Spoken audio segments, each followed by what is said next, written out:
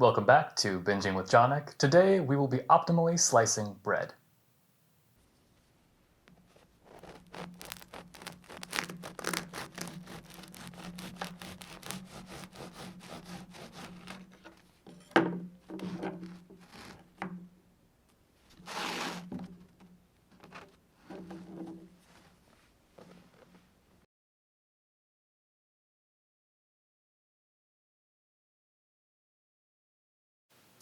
For any good chef, the first step is to read the recipe.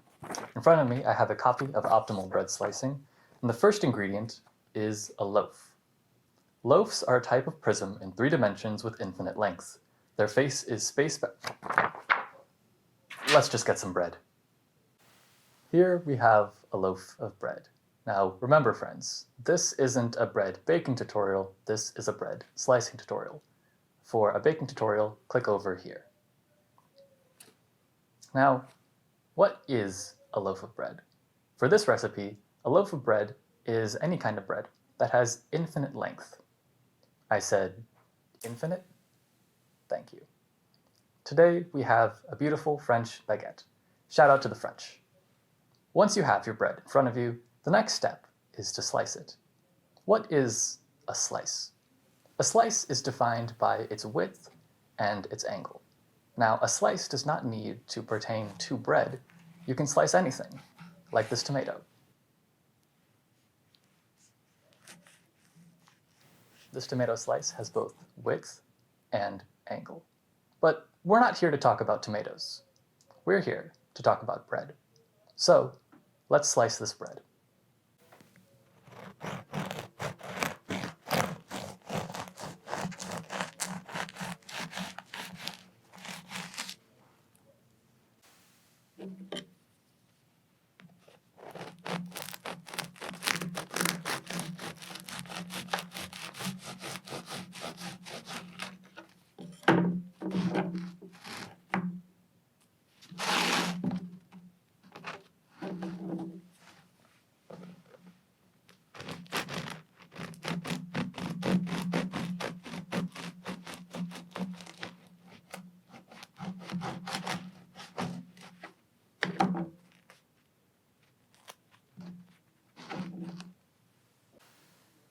In front of me, I have 2 slices of bread. They both have equal width, but clearly they've been cut at different angles. While it might be tempting to assume that one slice has more bread than the other, they actually contain the same amount.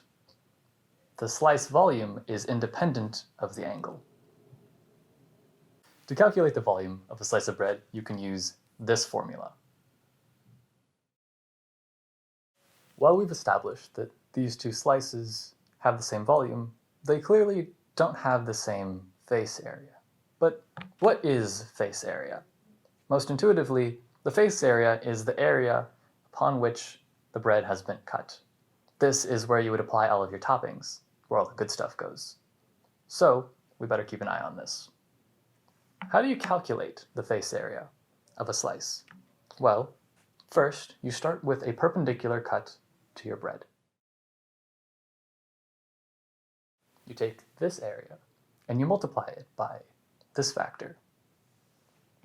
This will allow you to calculate just how much space you get to put all of your toppings.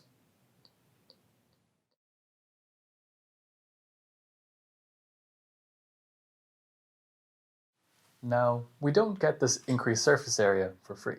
As you can see, this slice has more surface area than this, but this slice has more thickness than this one. You can calculate the thickness of a slice using this formula, which we've derived because we know both the volume and the surface area.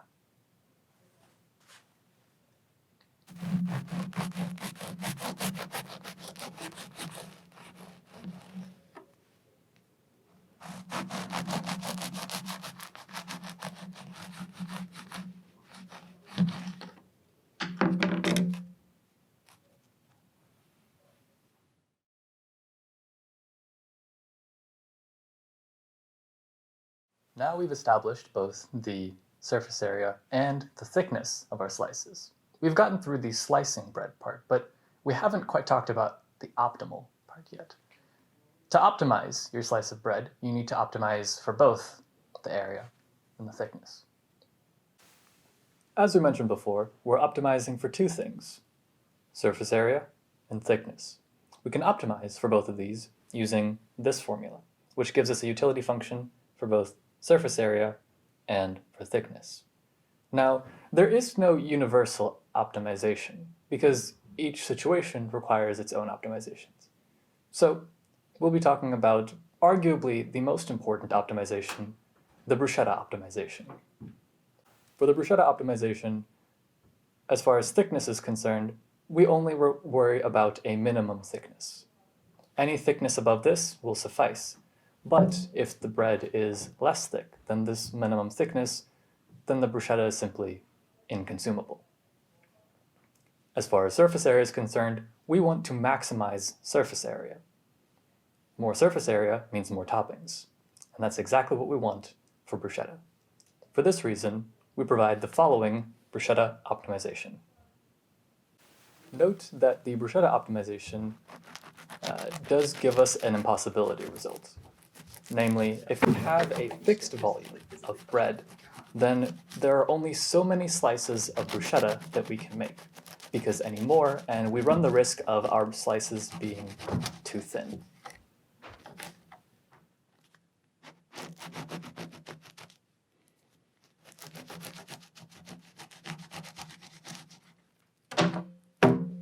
Assuming you have enough bread to actually make your bruschetta, we can start cutting our bread. To calculate the optimal angle, you can go ahead and use this formula.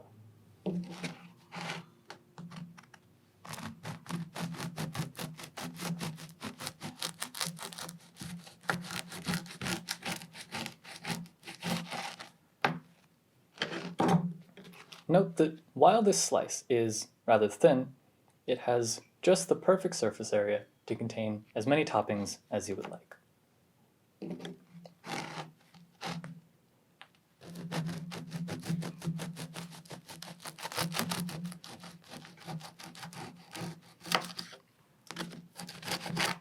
To be clear, this isn't me actually filming anything for this video. Instead, I'm capturing footage of me preparing lunch for our crew.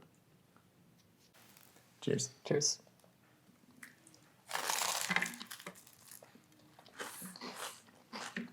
Now, to optimize a sandwich, the process is far simpler. Since you're optimizing for a taller sandwich, the optimal solution is just to cut perpendicular slices. Nothing particularly fancy to do here, just a nice straight cut.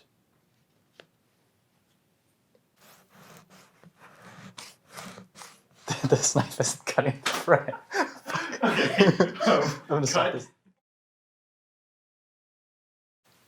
So, what does this all mean? Are you going to have to look through 4 pages of dense mathematics every time you cut your bread? Are you going to need to do complicated calculations just to make a single slice? Maybe. I think the more important conclusion. What is all this? And why really can't get but again, thanks for watching.